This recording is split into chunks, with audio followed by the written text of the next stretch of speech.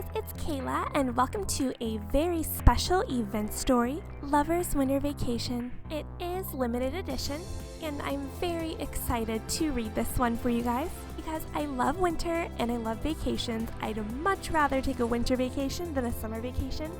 So much more romantic. So I figured, why not buy this one? It's a quick 4 chapters, probably will only be a 2-parter, and it can hold us over while the voting continues for the next main guy. I think it's probably going to be Nolan, based on the fact that he's got like 80 to 90% of the vote. But there's still a few days left, so you can hop over to Twitter and vote now. I left the link in the description. Without further ado, let's get started with this Lover's Winter Vacation. Ladies and gentlemen, I'm back. The door opens and a familiar voice echoes cheerfully across the floor. Welcome back, Mr. C. Mr. Keisler and Josh poke their heads into the lounge the moment they arrive home, and I rush over to greet them. Their arms are overflowing with various bags and packages. One large bag holding a variety of colorful ornaments and sparkling ribbons catches my eye. Are they planning another party? Looks like they could use a hand. That looks heavy. Let me help you. No need. I can manage. If you really want to do something, perhaps you could help decorate? Decorate? The big holiday is almost upon us. I bought everything we'll need for our party. I knew it! That's very kind of you, Mr. C. In fact, could I put you and Cody in charge of decorating the holiday tree? Holiday tree? In Kaleido, it's customary to decorate a tree during the holiday season. The tree is kind of the main symbol of the big holiday. I like how they keep calling it the big holiday instead of Christmas. Then, on the morning of the big holiday, the tree is surrounded by presents. It's almost magical. You're not teasing me, are you? We've never heard of Christmas before? Come to think of it, my father took me to a country with a similar custom when I was little. It sounds like fun. Are you sure the tree is all I can help with? Yep, that should be plenty of work. Lilac quartz tree has to look magnificent. Sounds wonderful. I reply after a moment's hesitation. Now that I'm in charge, what am I supposed to do? Everyone in the whole country is excitedly looking forward to tomorrow's holiday. I too am, of course, along with the party. Since I'll be taking part, I obviously want to help out all I can. However, I have a previous engagement this evening. I hope the preparations will be finished by then. Cody, my assigned tree decorating partner, suddenly enters my thoughts. Because even if things aren't finished, suddenly I hear someone running down the hallway. Kayla, there you are. Cody comes charging into the lounge. Oh, welcome back, Mr. C. Hi, Josh. That's a lot of luggage. Where have you guys been? We were buying stuff for the party. This year's holiday celebration is going to be huge.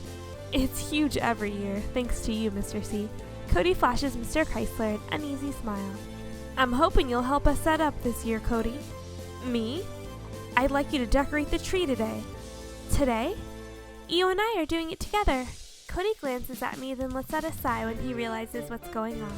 Our date has been put in serious jeopardy. Oh, we had a date plan. That's what our plans were. Where should this angel ornament go? How about we have it target that heart with its bow and arrow? Sounds good. The tree Mr. Keisler has chosen stands even taller than Cody. Cody reaches up and attaches the angel next to the heart towards the top of the tree. How's that? Perfect. Looks like that's all the ornaments. Next up is snow, then lights, and Tangle. Wait, there's a reindeer left. I scoop up the cheerful-looking reindeer from the very bottom of the ornament box after checking it one last time. The top could use a few more decorations. Seeing an empty spot for the reindeer, I stretch to try and reach it. Wah! I've got both arms up and out in front of me when suddenly I begin to lose my balance. Careful. Thanks, Cody. Fortunately, Cody's there to catch me. Without warning, I find myself wrapped up in his comfortingly warm embrace. This is a pleasant surprise. My heart immediately begins to race. I glance up to find Cody staring back at me. He steals a kiss from my lips before I can react. Here in Kaleido, it's customary for couples to go out on a date tonight. He sounds faintly disappointed. That's why I was really looking forward to this evening. Oh, I didn't know that. I'm sorry, Cody. So what is it, like Christmas Eve? I know in Japan it's like customary for Christmas Eve to be date night. When Mr. C mentioned throwing a party for everyone, I couldn't bring myself to tell him we had plans. I realize that. Besides, even if we are spending the evening decorating the tree, we're together now and I'm having a great time. Isn't that enough? Alright, I can't argue with that. Hey, don't smile like that. It's not fair, Kayla. Cody gives me a peck like a mischievous little boy, and it brings a blush to my cheeks. In that case, let's make this the best tree ever. Agreed. It'll be the best tree any holiday party has ever seen. Okay, next is the snow. Right. Huh? I begin checking through our supplies and suddenly notice something. Hold on a second, Cody. We don't have a star for the very top. Are you sure? Perhaps it's mixed in with something else. I don't see it anywhere. I'm stumped. If it's going to be a proper holiday tree, there has to be a star on the top. I thought we've never even heard of this holiday. The tree won't be finished until we have that star. Maybe Mr. C has it. I'll go ask. I'll go with you. The two of us hurry to find Mr. Chrysler. What? There's no star. Mr. Chrysler rushes out of the lounge when he hears the predicament. Could it be somewhere else? No, all the tree ornaments were together. He looks completely baffled. I made a point of getting a very special star just for this tree. We have to find it. What was so special about it? It has something important inside it. No other star will do. This is terrible. I'll start searching immediately. Wait a moment, Nathaniel. Josh hears the excitement and pokes his head into the lounge. If I'm not mistaken, you have over 100 cards to finish signing for tomorrow's holiday party. I know that, Josh, but you don't realize how uniquely important this star is. I realize you're upset, but you're the party host and it's important all the preparations are completed. But, yes, the star is important. However, you have invitations to write. Josh, how can you remain so calm at a time like this? The frustration in Mr. Chrysler's voice is almost too painful to hear. I immediately speak up. Mr. C? Wanting to do something to help him, I go look for the star or help with the cards. I suppose I'll go look for the star? How about if I go look for the star in your place, Mr. C? Would you, Kayla? Great, you're a real goddess, you know that? Well, Mr. Chrysler takes both my hands and excitedly shakes them up and down several times. He's never been shy with his emotions, but I doubt I've ever seen him this excited before. Looks like I better give you a hand. Cody let out a sigh. I see him grimace and the realization hits me. That's right, this will pretty much ruin any chance of us going out on a date tonight. He had made a point of telling me about the dating custom and had sounded really excited about it. Cody? Cody hears my hesitation and grins back at me. I know, Mr. C's in trouble. He's been really nice to us and we should help him out in return. Yep. I gratefully nod and Cody puts his lips up next to my ear. You always help out those in need. That's one of the things I love about you, Kayla. Cody. Now let's go find that star for Mr. C. Great! It's decided that Cody and I will search for the star together. I can't thank the two of you enough. I owe you one. We'll find your star, Mr. C. What's a holiday tree without a star on top? Good luck with the cards, Mr. C. Thanks again, you two. It's a real help. So what exactly does the star look like? Mr. Chrysler takes a moment to describe it to us. It glitters beautifully, even in the dark. How wonderful sounding. It definitely belongs on this tree. Since the holidays only come once a year, I want our tree to be a sight to behold for all the party guests. If you like, I can write down all the places we stopped during our shopping trip. Josh, that's a great idea. I'll prepare a short memo. Josh is the definition of calm and tranquility. I've never seen him lose his cool. I pause to think for a moment. Still, losing the star as Mr. C really stirred up. I would imagine Josh realizes that. How come he doesn't show more concern? That thought still puzzles me as Cody and I head off with Josh's memo to search for the star. And it's Chapter 2. It's been a while since we've ridden together on your bike, hasn't it? Cody and I are racing through Toledo on his motorcycle, revising the route Josh and Mr. Chrysler traveled home by. I am clinging tightly to Cody's back. Although ostensibly I'm trying to avoid falling off, hanging on to him also feels very satisfying. We've both been busy lately. I feel a momentary pang of regret when he says that. True. Cody went so far as to make changes to his schedule just so he could spend the holiday break with me. And now look what's become of his plans. I'm sorry, Cody. For what? We promised each other that we would spend time together during the holidays. Don't apologize. I told you one of the things I like about you is your willingness to help others, remember? If anything, I should be apologizing to you for being so grumpy at first. Listening to Cody's voice rise while he tries to hide his embarrassment fills me with affection. I give my arms around him a light squeeze. I won't lie, I was really looking forward to going on a date with you today, but we'll have plenty more opportunities for our dates, and this kind of holiday will only come once. The cheerfulness in his voice suddenly gives me pause. Even though I couldn't bring myself to abandon Mr. Chrysler, I still feel bad for Cody. true, and we're still spending time together, even if it's not a date. Yep, I suppose we could even call this a date if we wanted to. Our holiday date spent searching for the star. It almost sounds romantic. You're right. What's better than to think of this as a date and enjoy myself? I happily nod to myself, then press my cheek up against Cody's back. Now where in the world would Mr. C's star have disappeared to?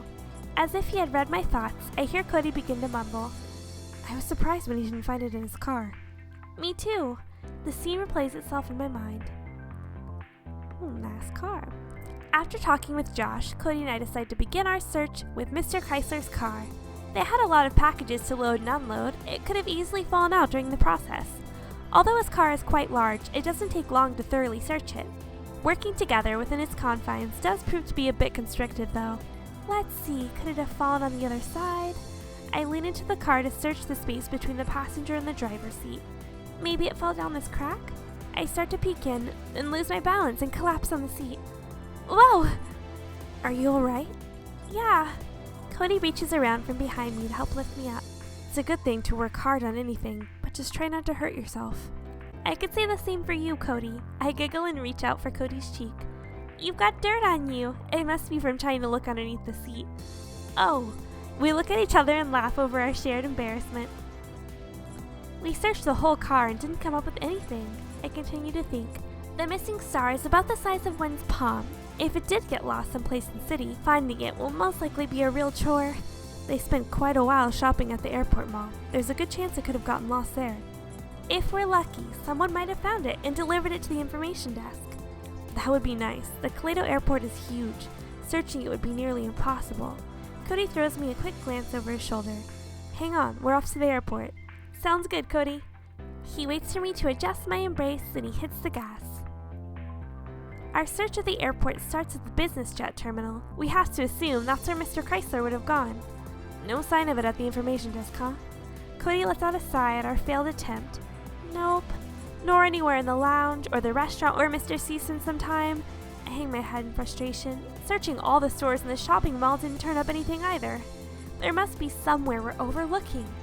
Kayla, I'll warn you again, don't get too distracted. You almost stumbled over that garbage can back there. That's what I get for concentrating too hard. Oh, well, I'll keep my eye on you just in case. Cody smiles and winks at me.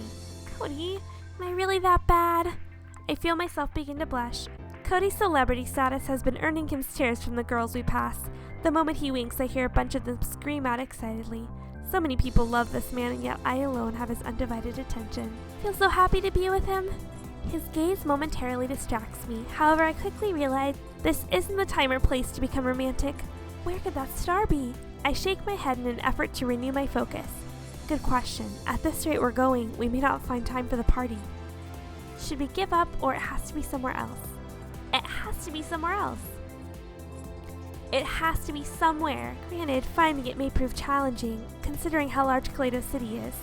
The star is too small and the city is just too large for us to be blindly searching. Cody folds his arms and begins to think.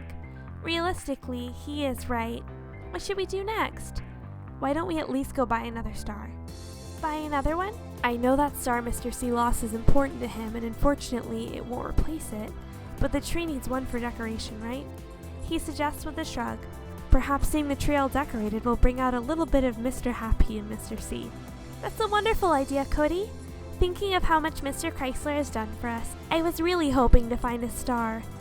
Bearing that, we can at least try to cheer him up after his loss. If the party is a roaring success, it might help lift his spirits a little. It seems to me that's about the best we can do at the moment. Come to think of it, we saw several shops selling holiday goods while we were searching.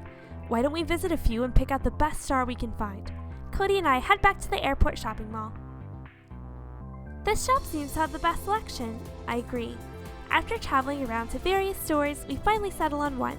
I find myself drawn to the many glittering items lining its shelves. Kayla, check out this holly hair ornament. I bet it would look good on you. Oh? See, what did I say? With a gentle touch, he lifts my hair and holds the hairpiece with its red berries next to my ear. Let me see. I bet this might look good on you. Are you serious? It's adorable. I hold up a hairband with a pair of reindeer antlers attached to it. As much as it displeases him, Cody patiently stands there while I reach up and put it on him. Look in the mirror, it's perfect. I guarantee yours looks better. Come look in the mirror with me. We line up next to each other and take a peek. Our image is exactly what you'd expect from a couple looking forward to the holidays. I think I'll get you that hair ornament. Then I'm buying you those antlers. We turn and smile playfully at one another. However, we can't forget our main goal, to find a star that's appropriate for the tree that will be at our party centerpiece. Thankfully, they have a wide selection of stars, although I find it curious considering this is an airport. Plato's ornaments are quite popular as travel gifts. Is that right? I didn't know. Perhaps next year I'll send some to my family. I'm sure they'd appreciate it. The two of us spend a while looking at the many stars, trying to choose an appropriate one to give Mr. Chrysler. Here, look at this one. It changes colors under the lights, like a kaleidoscope. You're right. Perfect for a kaleido holiday, wouldn't you say? Doesn't take us long to find one we both agree on. Done with our shopping, we start to leave the airport when suddenly Cody speaks up. I'm pretty satisfied with the star I brought for Mr. C, but let's search one last place before we return. Absolutely, but where? It seems to me we've exhausted all of our possibilities. Josh had mentioned something about stopping at the park on the way home. It seems some kid got his balloon caught in a tree and Mr. C spotted him crying and stopped to help him. That sounds like something Mr. C would do. The park is the one place Mr. C got out of his car that we haven't visited yet. There's always a chance it might have fallen out there. Good point. Let's go take a look. We head off to the park. By the time we reach the park, the sunset is painting the sky a deep red. It's almost dark. Speaking of the park, Cody appears to stop and reflect. Okay guys, I think we'll stop here for now. We'll finish chapter 3 and the ending next time. Thanks for watching, guys.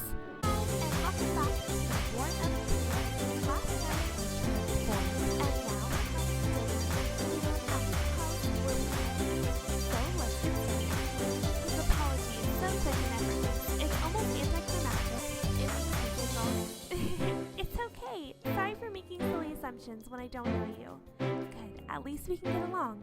We finished